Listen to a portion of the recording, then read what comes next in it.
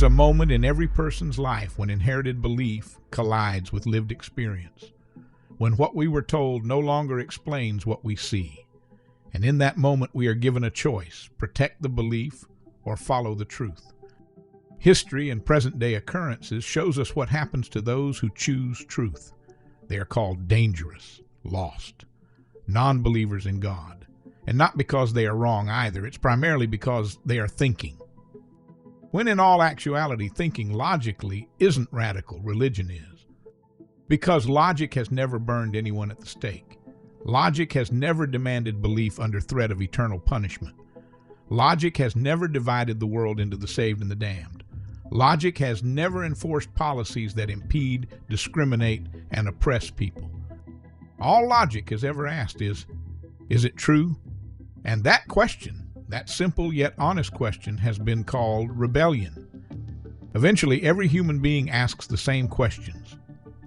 Why am I here? Does my life matter? Is there something beyond this world, or is this all there is? Those questions are not the problem.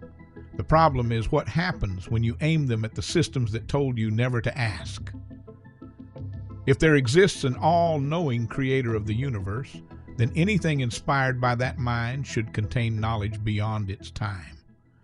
Not just poetry, not just metaphors, not just parables, but true infinite knowledge. It should rise above the era it was written in the same way the laws of physics rise above culture. Because truth does not belong to a tribe. Truth does not depend on language. Truth does not change based on geography. 2 + 2 = 4 in every country on earth, and in every era since human beings first began to count. A triangle has 3 sides in every civilization. Gravity doesn't change at a country's border. Fire burns the same in every language. Water is H2O whether you are in Africa, India, or 10,000 years in the past. That is what truth looks like. Truth does not evolve with culture. It is not confined to a people. It does not update with politics. It does not need to be reinterpreted to survive new discoveries. So if a book is truly divine, it shouldn't read like a product of the century that produced it. It should read like an absolute fact of reality, timeless, universal, eternal, and untouched by the limits of human knowledge. Not something that has to be adjusted as we learn more, but something that was already true prior to what we learn.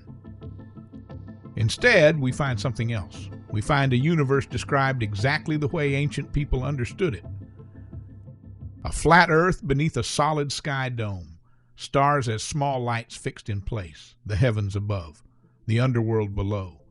Not a single mention of galaxies, gravity, germ theory, DNA, neurons, the expansion of the universe.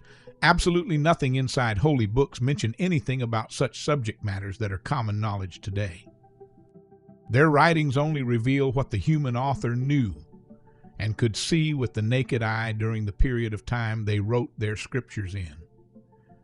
For example, their writings claim that God supposedly advised priests, prophets, pharaohs, and kings on when to wage war, who to kill or spare, which cities to wipe out from the face of the earth, who is divinely authorized to rule the lands, what rituals to perform, what sacrifices to burn, what percentage of income to pay tithes to the temple, what clothes to wear, how men must not shave their beards, and how women must not shave any of their hair. God also purportedly issued commands of power, ceremony, and identity, yet never once advised the priests, prophets, pharaohs, and kings to warn the masses about the single most life-saving act in human history, which is simply washing their hands to stop the spread of disease. When disease appear in Holy Scriptures, nothing about germs, viruses, or bacteria is ever mentioned or explained. Instead, diseases are referred to as sin, as punishment, or as a test. Imagine the difference one verse could have made, just one, such as, "Wash your hands with soap and running water before and after touching the sick. It will save lives." Not as ritual, but as medicinal. Millions would have lived, plagues would have been prevented, and/or ended before they even began. But such a simple sentence never appears in holy books. And the reason why is because the writers didn't know about germs, viruses, and bacteria, or the vital importance of washing one's hands. Had ancient theological writers actually been communicating with an all-knowing God, surely they would have been in possession of such basic knowledge. This is the pattern. Every time humanity learns something new, we never discover it from within ancient text. Instead, religious people reinterpret scriptures to match what's been newly discovered. Hence, when we learn the earth is not the center of the universe, and that the world couldn't have been created in 7 days, or that mental illness is not demonic possession, religious people were forced to reinterpret biblical scriptures in order to align with what has been proven to be undeniable facts. Such books do not expand. Our understanding and the knowledge we gain does. As a result, religious people modify meanings in their books to avoid conflict, as well as to avoid being exposed for ministering false truths. So apparently, ancient theological writings aren't ahead of their time. Locked inside the era in which they were written is exactly what they are. Take the story of a global flood. If God's purpose was to eliminate corruption and human sin, then the result failed miserably. Because by every measurable standard in the entire world since then, violence has increased, war has increased, injustice has increased, mass suffering has increased. Which means either the Christian God solution clearly didn't work, or more than likely the story was originally manufactured from the creative imagination of man. In either case, we now possess enough knowledge to prove that the Great Flood story can't be regarded as divine truth, and that's simply because God's actions and plans don't fail. Also, think logically with me for a moment. A God who created the universe would most certainly know that the earth orbits the sun, that stars are suns, that the body is made of cells, that disease has a cure, and that the cosmos is vast beyond comprehension. Yet biblical revelations never mention such facts, not even once. Divine knowledge stops exactly where human knowledge of that era stopped. That is not a coincidence. That is a signature. So the smoking gun is not what the text gets wrong.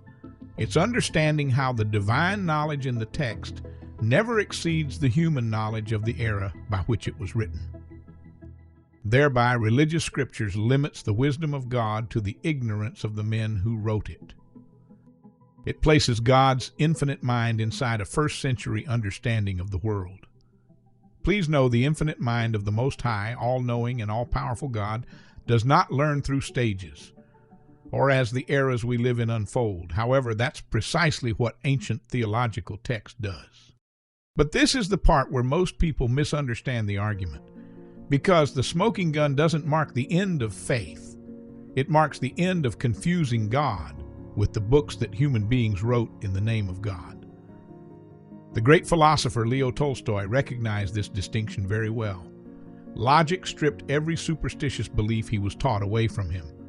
One of his most popular quotes reads as follows: "So that now, as formerly religious doctrine accepted on trust and supported by external pressure, gradually throws away under the influence of knowledge and experience of life which conflicts with it." End quote. Once upon a time for Tolstoy, success meant nothing. Wealth meant nothing. Intellect meant nothing. He actually found himself staring into the same question every human being eventually faces. What makes life meaningful if everything ends? And it was there, not in doctrine, that he discovered something deeper. Faith, not as belief in a system, but as trust in the original Most High God. Because even the most relentless logic eventually arrives at a boundary it cannot cross. We did not author or father our own existence. We did not assemble the laws that govern the universe. We did not breathe life into the first living cell or fix the galaxies in their place. Something precedes us. Something sustains a reality in which consciousness can emerge, question itself, and search for meaning. Whether one chooses to call that source creation, intelligence, origin, or God, the conclusion is the same. We are not self-existent beings. We are the result of a power beyond our control and prior to our arrival. And once that becomes undeniable, the question is no longer whether we came from something greater than ourselves, but how we live in response to it. Not in fear, not in blind tradition, but in trust, So Tolstoy didn't arrive at faith because it was provable. He arrived at it because without it, life became unlivable.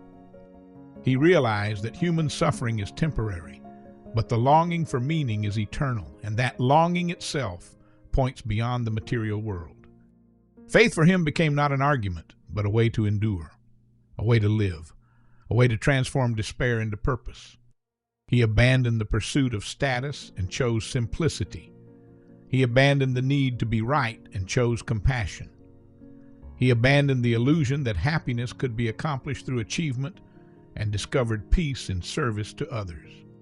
Not because a church demanded it, but because something within him naturally recognized that love, humility, and truth are closer to God than any institution has ever been. So ultimately, Tolstoy understood that real faith is not certainty, it is trust. Trust that existence has meaning, trust that goodness matters, trust that our lives participate in something infinite, trust in God. And in such trust, he found what logic alone could never give him, a peace of mind. So please understand, the smoking gun does not disprove God. It discredits the idea that God ever fit inside the limits of human understanding. Hence, when the chaos and noise of inherited superstitious beliefs finally falls silent, what will remain is not a religious system, but a way of being. A way of seeing every moment as meaningful. A way of meeting suffering with compassion. A way of walking through a finite world while rooted in something eternal. Not to defend a doctrine, not to win an argument, not to prove that we were right, but to become.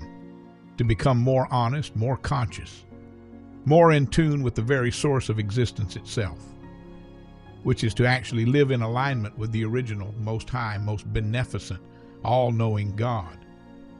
Welcome to Truths for the Soul, where wisdom is universal, truth is for everyone, and awakening is the purpose.